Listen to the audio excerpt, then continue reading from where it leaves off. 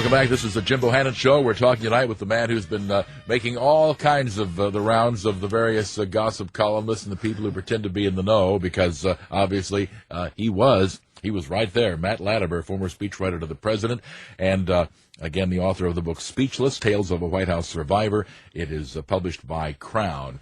The White House.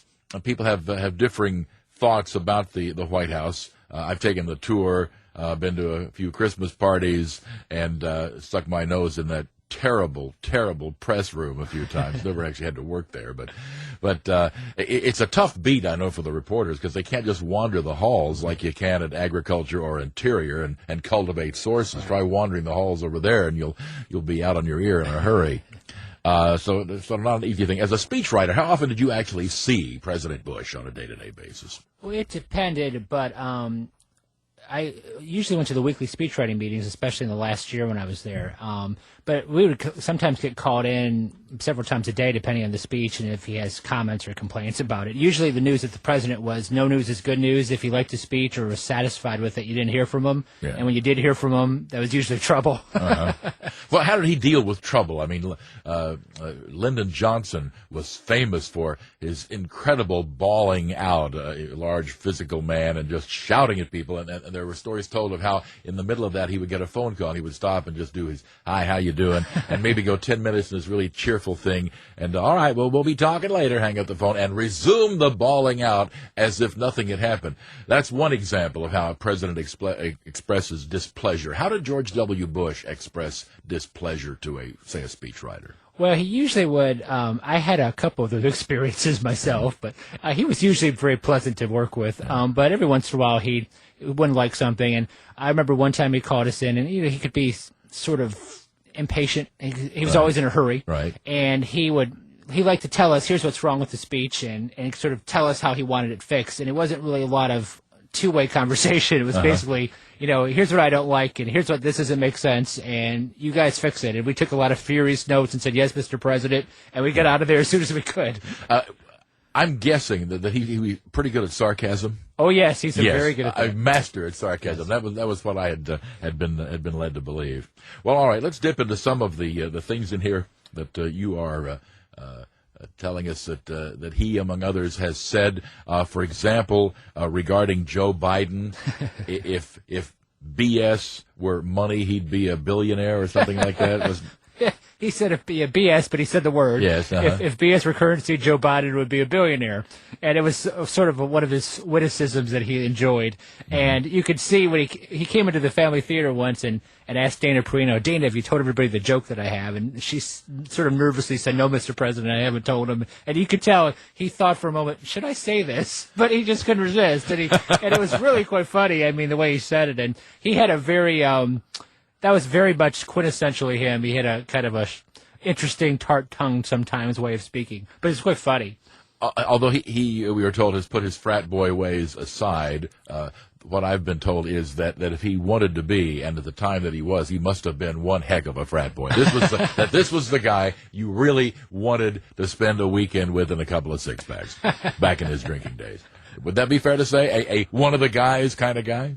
He was the thing that I liked most about President Bush was, most of these people go to Washington and kind of get changed and puffed up and, like the privileges and everything and put on all these airs. He was very much himself, maybe extremely blunt, sometimes to a fault perhaps, but very much himself. He did not go Washington ever, and I think he would be fun to hang around with. Most people used to think so anyway. All right. Regarding Hillary Clinton, whom he, and we should note also, everybody else assumed would be the Democratic nominee in 2008. Wait till her fat keister's sitting at this desk. Except he didn't say keister, right? I'm sure he did not. In what context? Flesh out that story. His feelings about Hillary Clinton as president of the United States. By the way he phrased it, it sounds as though he was predicting that she would not only get the nomination but win. Oh yeah, that was sort of the prevailing wisdom in the White House, was she was going to be the nominee and had a very good chance of winning. I mean, the Republicans were not in good shape electorally. Mm-hmm. And so it stood to reason that she would win if she got the nomination. Right.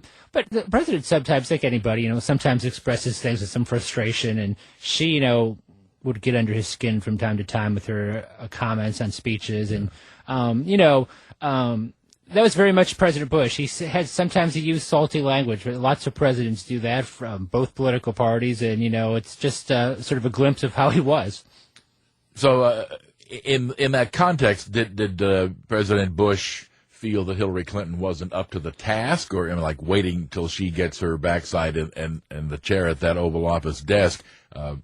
Then what did he expect to happen? That she was not up to it, or I think it was more the fact of everybody thinks this job is so easy, but wait till she sees what this job is like when she's sitting here. Like she never walked in during the 8 years she spent in the White House. I mean, I know it's not the same if you don't if the buck doesn't really stop there. On the other hand, his words that you quote him: "This is a dangerous world, and this cat," meaning Barack Obama, "isn't remotely qualified to handle it. This guy has no clue, I promise you." Go ahead and amplify on that. Was that his general view of Barack Obama, disdainful? Well, actually, here's what happened. We were in the Family Theater preparing for a convention speech, and Senator Obama at the time had blistered him with a speech at the Democratic convention, as I recall, and President Bush and Mrs. Bush did not like that, and very human. That's very human. Sure. Absolutely. I wouldn't like it either. And he came into the Family Theater, and he said that quote that you just said, and was, like any person would be, was a little bit ticked off. But I do think his view of Senator Obama mellowed over the months that followed. And as you may recall, when Obama won the election, he said a very graceful statement to him. And as I've heard, when Obama came to visit him, he liked him. Yeah, and I've also heard it said that George W. Bush may very well have set the gold standard for the proper way to handle a transition, that he went out of his way to say, okay, all of you Bushies out there, you will cooperate with your Obama counterpart. Right. And it was no uncertain terms, and a far cry, I might add, from some of the genuinely frat house nonsense that occurred when the Clinton administration passed that office to George W. Bush. I mean, there was some pretty petty and just unconscionable things that happened at that time, right? That's exactly right. And I mean, I remember for months before the election, the president and his chief of staff were determined to have a graceful, classy handover of power, and they really went above and beyond the call of duty to help whoever won the election. You look at a guy who was not much was expected of him, and who put on just a pretty stirring campaign.